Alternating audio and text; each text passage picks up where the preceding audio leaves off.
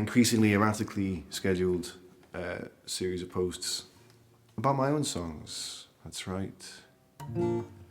Just posting about my own songs. Today I'm going to talk about my song Gentle Chunks, which features on the EP Green Ginger Wine. This song is one of a few songs that I wrote while I lived in a house by the A406, which is also known in London as the North Circular. That's just a fun fact about a road. For me, the sound of this song is probably the sound most typical of the Green Ginger Wine EP. It's got that kind of ringy, folky, fingerpicky thing going on, with the bass and the drums of Mal Yamada and Eric Ford, and the backing vocals of Polytones. I used to smoke a little bit of weed in my youth. So basically, I'd been smoking something when I wrote the words. It's probably the only time that getting high enabled me to write a lyric rather than causing me to subject myself to an extremely harsh and severe mental editing process and like chopping bits off my own brain on the inside of my head before curling into a ball wrapped in enclosing waves of fractal paranoia.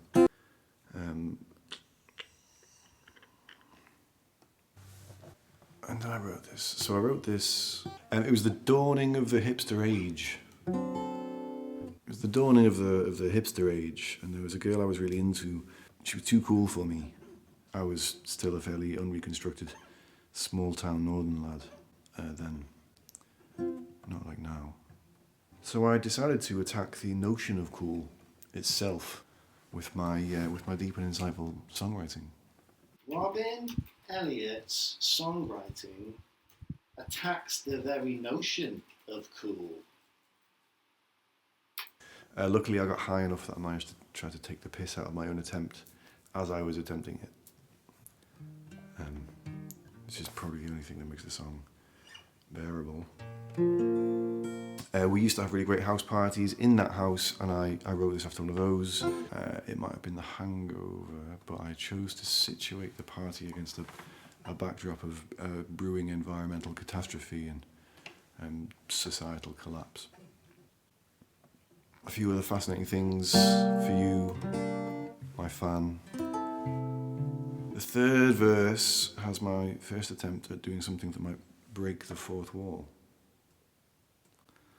as they say, and with the I'm stood in the corner, swearing I'm for real.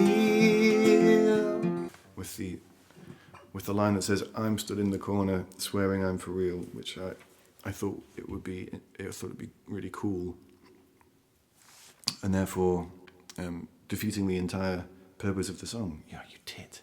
To be stood in the corner of a room, as I often am, performing a song, right? You know, and trying to be sincere, trying to show people, trying to make people a gift of the tremendous sincerity I possess, while saying I'm stood in the corner, swearing I'm for real. People be like, whoa, is he like talking about the song or the things in the song that he's writing about, or is he talking about like now he's in the corner of a room? Like what's going on there? Whoa, you know? My dad was a massive Bob Dylan fan, to the extent that my parents used to refer to him as Uncle Bob. And my parents had bought me Bob Dylan's book Chronicles the Christmas before I wrote this, and although I devoured it, it also fed the sense that he wasn't quite the perfect messiah figure I might have previously believed. And it's why sometimes when I perform the song I do a few lines in a kind of parody Bob Dylan sneer. Uncle Bob never came round to our house, but I heard him say a lot. In a book he'd written later on it I read that he hadn't said exactly what I thought. You know, the kind of thing. The most notable effect of this was that when my mum eventually heard the song, she became really concerned that I'd been disappointed with my Christmas present. You did like your present though, didn't you, Rob? Mum, fear not. It was a great present. There isn't a lot really to say on this song in terms of what I believe the art world refers to as intentionality, as I've tried to talk about that aspect of my writing, which goes tragically unnoticed in the other posts that I've made. Well, I made the mistake of writing it down. You all can't fucking read a piece of text. Do you know what I mean? I have to be on camera, fucking reading it out to you. Lazy. Jesus. Intentionality, yeah, structuring, those things didn't really come into play in this song particularly. I tried to kind of create like a building effect and intensifying with the band, both across each verse and throughout the song as a whole. But that's all we kind of really did. Mostly, I was trying to free up my ability to write words again after a period of increasingly extreme insecurity, paranoia, and self-criticism. Thankfully, all of which are demons I'm free of now.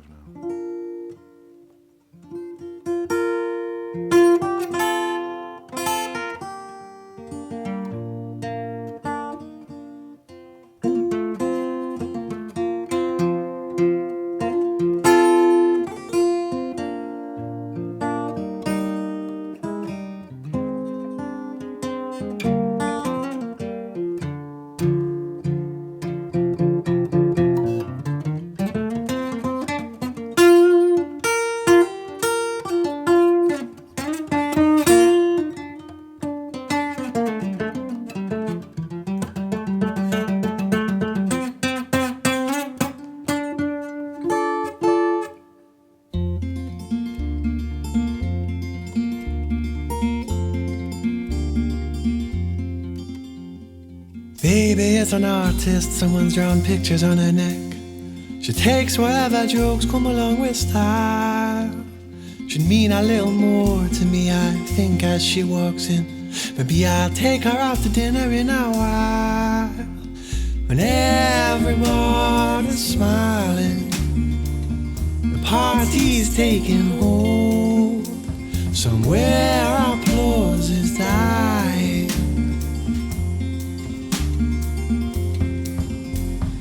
I stood in the corner and tried to act mature, more mature than I was given credit for.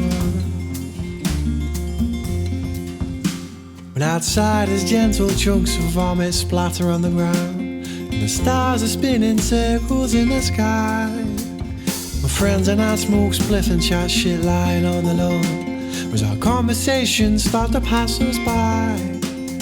And in our good men of Rome, some say, along the marble colonnades of Europe, you know that we can't carry on like this forever, lads. Still I'm in for a call. In the darkness in between the trees beyond the garden wall, music and carousing far behind. Between the leaves begins a murmuring.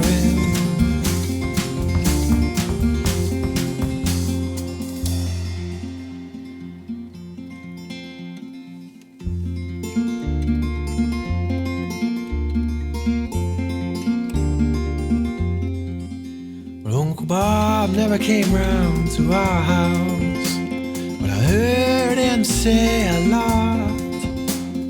In a book he'd written later on it, I read that he hadn't said exactly what I thought. And I stood in the corner, swearing and free.